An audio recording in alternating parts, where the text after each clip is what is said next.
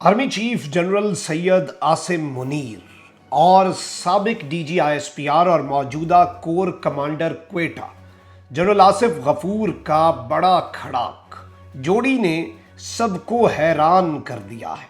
इसके साथ ही साथ मुख्तदर हलकों के करीबी समझे जाने वाले और उनके कासिद समझे जाने वाले एजाजुल हक इमरान खान साहब से मिले हैं और इमरान खान से मुलाकात के बाद यूं लग रहा है कि गेम बदल चुकी है।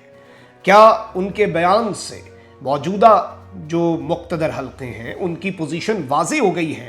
ये एक बहुत बड़ा सवाल है और इस पोजीशन के वाज़े होते ही ख्वाजा आसिफ ने मंसूबा साजों पर एक और बहुत बड़ा इल्ज़ाम लगा दिया है, जो इस जानिब भी इशारा है कि बौखलाहट बढ़ती जा रही है और वज़ीर दिफा मंसूबा साजों पर एक नई साजिश का इल्ज़ाम लगा रहा है। बिस्मिल्लाहिर्रहमानिर्रहीम, अस्सलाम वालेकुम नाज़रीन कराम, मैं हूं मखदूम शहाबुद्दीन और आप देख रहे हैं मेरा फेसबुक और यूट्यूब चैनल। उम्मीद करता हूं आप सब लोग बखैर व आफियत होंगे और जहां भी होंगे अपने अहले खाना समेत खुश भी होंगे और महफूज भी। नाज़रीन कराम, साबिक वज़ीर आज़म इमरान खान ने प्रेस कॉन्फ्रेंस की। उस प्रेस कॉन्फ्रेंस में जो केस बिल्ड किया उन्होंने वो मईशत की बुनियाद पर किया है और उनकी बात दुरुस्त है। जनरल आसिम मुनीर जब ये बात कर चुके हैं कि उनका डॉक्ट्राइन नेशनल सिक्योरिटी पॉलिसी है, तो नेशनल सिक्योरिटी पॉलिसी के अंदर ये लिखा है कि पाकिस्तान की जो कौमी सलामती है वो मुआशी सलामती यानी कि इकनॉमिक सिक्योरिटी के साथ वाबस्ता है। बड़ी सादा सी बात है और अगर आप इकनॉमिकली स्ट्रांग नहीं है, फॉर एग्जांपल अल्लाह ना करे हम दिवालियापन की तरफ जाते हैं, हमें कोई आकर रेस्क्यू करता है, फिर हमें उसकी बात माननी पड़ेगी, उसमें फिर कुछ भी हो सकता है। खान साहब इस हवाले से बाइडन की स्टेटमेंट फिर डालें इस इक्वेशन में जिसमें वो पाकिस्तान के एटमी असासों को गैर महफूज कह रहा था, तो आपको सब समझ आ जाएगा। The greater game Imran Khan बड़े अरसे से सबको समझाने की कोशिश कर रहे हैं, वो बड़ा क्लियर हो जाता है। लेकिन इस सारे सिनेरियो में इमरान खान साहब भी मईशत पर बात कर रहे हैं और एजाजुल हक साहब बड़ा मस्बत किरदार अदा कर रहे हैं। ज़ियाउल हक साहब के साहबजादे हैं और इनके मुख्तदर हलकों से भी अच्छे ताल्लुकात हैं, होने भी चाहिए, कोई मुज़ायक़ा नहीं। और इमरान खान साहब से भी, और इससे पहले भी इन्होंने कुछ मुलाकातें की, उस वक्त भी ये बात की गई कि मुख्तदर हलकों का कासिद पहुंचा है इमरान खान साहब के पास और कुछ आइस ब्रेकिंग पिछली इस्टेब्लिशमेंट के साथ भी करवाने की कोशिश की। अब नई इस्टेब्लिशमेंट इमरान खान साहब एक जानिब आपको पता है कि आज उन्होंने जनरल आसिम मुनीर को मुखातिब किया और नेशनल सिक्योरिटी के इदारों को अपना रोल प्ले करने का कहा है, जो उनका किरदार है कि ये ना हो जाए कि रोम जलता रहे और नेहरू सिर्फ बांसुरी बजाता रहे। तो इस सब के अंदर कल खान साहब की ज़मान पार्क में मुलाकात किससे हुई? एजाजुल हक साहब से। एजाजुल हक साहब से मुलाकात हुई। ये मुलाकात हमेशा मेरे लिए बड़ी इंटरेस्टिंग और मेरे लिए इस मुलाकात की, ऐसी मुलाकातों की टाइमिंग्स बहुत इम्पॉर्टेंट हुआ करती हैं और मैं इसे उस तनाजुर में भी देखता हूँ। एजाजुल हक साहब ने ज़मान पार्क में खान साहब से मुलाकात के बाद गुफ्तगू की मीडिया से और उन्होंने क्या गुफ्तगू की वो थोड़ा सा सुन लें ताकि क्लियर हो जाए, फिर आगे बढ़ते हैं। और जनरल आसिफ गफूर पर भी आना है और जो मंसूबा साजों पर नया गरम देगचा उल्टा गया है वज़ीर दिफा की तरफ से, उस पर भी आना है। आप पहले एजाजुल हक साहब की ये स्टेटमेंट सुन लें। बिस्मिल्लाहिर्रहमानिर्रहीम। आज इमरान खान साहब के साथ मुलाकात हुई और जिस तरह के 22 करोड़ आवाम को इस वक्त परेशानी है मुल्क के बारे में, खान साहब को उससे ज़्यादा परेशानी है कि उन्होंने हालात को बड़े करीब से देखा। इस वक्त जो हमारी इक़्तिसादी मामलात हैं उसको पस पुश डालकर तो तरह तरह की चीज़ें सामने लाई जा रही हैं ताकि लोगों को डिस्ट्रैक्ट किया जाए। मुल्क दिवालिया होने के करीब है, मौजूदा हुकूमत डिलीवर कर नहीं सक रही, ज़िद से सिर्फ हुकूमत के अंदर बैठने की कोशिश कर रही है। तो इस मुल्क को इस दलदल से निकालने के लिए ये बात हुई है कि जब तक कि जल्द अज जल्द इलेक्शन नहीं होंगे इस मुल्क के हालात बेहतरी की तरफ नहीं जा सके। लॉ एंड ऑर्डर को आप देख लें, इकॉनमी को आप देख लें, इम्पोर्ट्स एक्सपोर्ट्स को देख लें, डॉलर अवेलेबल नहीं है। पोर्ट के ऊपर आज सैकड़ों की तादाद में कंटेनर जो है वो खड़े हुए हैं, पैसे नहीं उनको देने के लिए। 12 शिप्स जो थे वो सोयाबीन के आए, यहाँ पर 22 अरब का एक शिप है और यहाँ पर जो है इस वक्त हर चीज़ की किल्लत आ जाएगी अगर ये मामला को ठीक ना की कोई मुल्क। तो इसलिए बेहतर ये होगा कि इस हुकूमत से जान छुड़ाई जाए कि लोगों ने इनको एक्सेप्ट ही नहीं किया। जी नाज़रीन इकराम, आपने एजाजुल हक साहब की गुफ्तगू सुनी और बड़ी इंटरेस्टिंग, बड़ी इंपॉर्टेंट गुफ्तगू थी।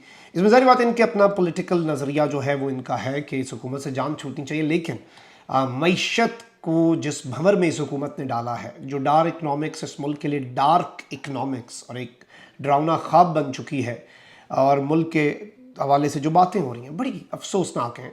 اور اس پر ظاہری بات ہے یوں لگ رہا ہے کہ اس ملاقات کے بعد خان صاحب کا یہ پیغام تو پہنچا ہوگا، لیکن خان صاحب نے یہ پیغام ڈائریکٹلی پہنچایا، اور اس مرتبہ خان صاحب نے مقتدر حلقوں کو پیغام کوئی بیک ڈور چینل سے نہیں، پوری قوم کے سامنے آ کر، لائیو ٹی وی پر آ کر، سب کے سامنے، سب کو گواہ بنا کے، قوم کو گواہ بنا کے پہنچایا کہ سب کو ایک ہونا ہوگا ملک بچانے کے لیے۔ کہیں ایسا نہ ہو جائے، خاکم بدہن، اللہ نہ کرے ملک کے ساتھ کچھ ایسا ہو جائے، میں وہ بولوں گا بھی نہیں کہ کیا کیا ہو سکتا ہے ہمارے ملک کے ساتھ، ہمارے اثاثوں کے ساتھ، کہ بہت دیر نہ ہو جائے گی۔ یہ خان صاحب نے ریئلائز کروانے کی آج کوشش کی ہے۔ 20 تک کا ٹائم میں پہلے کہہ چکا ہوں، پچھلے ویلاگ میں کاؤنٹ ڈاؤن شروع ہو چکا ہے۔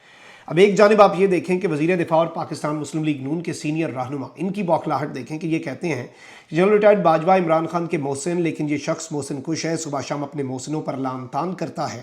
اور سیالکوٹ میں مسلم لیگ نون کے ورکرز کنونشن سے خطاب کرتے ہوئے پاکستان کے جو منسٹر آف ڈیفنس ہیں، انہوں نے کہا کہ عمران خان کہتا ہے کہ میں نے باجوہ کو ایکسٹینشن دے کر غلطی کی۔ جنرل باجوہ کے پاس جا کر کہتا رہا میں تاحیات آرمی چیف بنانے کی پیشکش کرتا ہوں، اور انہوں نے کہا کہ باقاعدہ منصوبے کے تحت ایک شخص کو اقتدار میں لایا گیا، وہ شخص نئی نسل کو تباہ کر کے آوازیں دے رہا ہے کہ اسے الیکشن دیے جائیں۔ عمران خان اچانک نازل نہیں ہوا، غور طلب جملے ہیں، اسے ایجنڈے کے تحت لانچ کیا گیا۔ منصوبہ سازوں نے تہیہ کر لیا تھا کہ اسے ریاست پر مسلط کرنا ہے، اس کے نتائج سامنے ہیں۔ عمران خان ایک تجربہ تھا جسے 2012-13 میں لانچ کیا گیا تھا، یہ غلط اور تباہی کا تجربہ تھا۔ انہوں نے کہا کہ ہم ملک کو دوبارہ پٹڑی اور وہی سارا منجن یہ بیچنے کی جو کوشش ہے وہ کر رہے ہیں۔ لیکن اس سب کے اندر ناظرین کرام میں یہ بات جو ہے یہ بڑی واضح طور پر آپ کے سامنے رکھ رہا ہوں کہ یہ ان کا جو واپس اینٹی اسٹیبلشمنٹ بیانیہ ہے، یہ اسے ٹاکیاں مار کے تیار شیار کر کے باہر نکال کے رکھ رہے ہیں اور اسے دھوپ شوپ لگوا رہے ہیں، اور پھر اس کے بعد یہ اسے استعمال کریں گے۔ اب ایک جانب یہ سب ہو رہا ہے تو وہیں دوسری جانب آرمی چیف کی طرف سے شہید ارشد شریف، ان کی والدہ کے پاس وہ گئے قدم بوسی کی۔ جنرل آصف غفور ایک ایسے جنرل ہیں جنہوں نے ایک اس طرح کی پاکستان کی عوام سے محبت سمیٹی جس کی مثال کم ملتی ہے۔ ٹویٹر پہ رسپانس دیکھ لیں لوگوں کا، لوگوں کی ایک ان کے ساتھ ایسوسیشن، جس طرح سے 5th جنریشن وارفیئر میں انہوں نے یوتھ کو اویئر کیا اور یوتھ کو تیار کیا اپنی پوری قوم کو، وہ بلا شبہ قابل تحسین ہے۔ وہ لیفٹیننٹ جنرل ہیں ابھی، اور میں بطور فوجی نہیں، ارشد شریف صاحب کے ساتھ ان کی بڑی اچھی دوستی تھی، اور چونکہ فوج کا اصول ہے صرف ڈی جی آئی PR سٹیٹمنٹس دے سکتے ہیں، تو وہ کچھ بول نہیں سکتے تھے اپنے دوست کی، اپنے پرانے یار کی شہادت میں، لیکن انہوں نے اپنی جو ٹویٹر کے اوپر DP ہے وہ بلیک کر دی تھی اس وقت، اور وہ اس میں ملے ہیں، اس کیپیسٹی میں ملے ہیں ارشد شریف شہید کی والدہ سے، اور ظاہری بات ہے کہ ان کا جو تعلق تھا وہ اور تھا۔ اب یہاں پر chief of the army staff general Syed Asim Munir, انہوں نے بلوچستان میں کوئٹہ اور تربت کا دورہ کیا ہے، اور یہ دورہ ایک روزہ نہیں تھا، یہ دورہ 2 روزہ تھا۔ On the first day, COS visited Corps headquarters and laid floral wreath at یادگار شہداء and offered فاتحہ۔ پہلے دن وہ کور ہیڈ کوارٹرز گئے، اس کے بعد انہیں جو ڈیٹیلڈ بریفنگ دی گئی آپریشنل ٹریننگ اور دیگر میٹرز پر، اور command and staff college Quetta اور school of infantry and tactics میں بھی وہ گئے، ینگ آفیسرز کے ساتھ انہوں نے سب کچھ ڈسکشن کی، اور پھر وہ تربت گئے، وہاں پر IGFC ساؤتھ بلوچستان نے پریویلنگ سیکیورٹی کنڈیشنز پر انہیں بریفنگ دی، اور اس کے اندر بڑا کلیئرلی پریس ریلیز میں یہ لکھا ہوا ہے کہ early on arrival at Quetta COS was receive by lieutenant general Asif Ghafoor, corps commander Quetta. General Asif Ghafoor نے انہیں ریسیو کیا، 2 دن انہوں نے گزارے، اور اس سے پہلے ظاہری بات ہے chief was in Rawal Pindi جب وہ ارشد شریف شہید کی والدہ سے ملے، غالباً آصف غفور صاحب بھی اسی ٹائم پر ملے اور اسی ٹائم فریم میں آگے پیچھے۔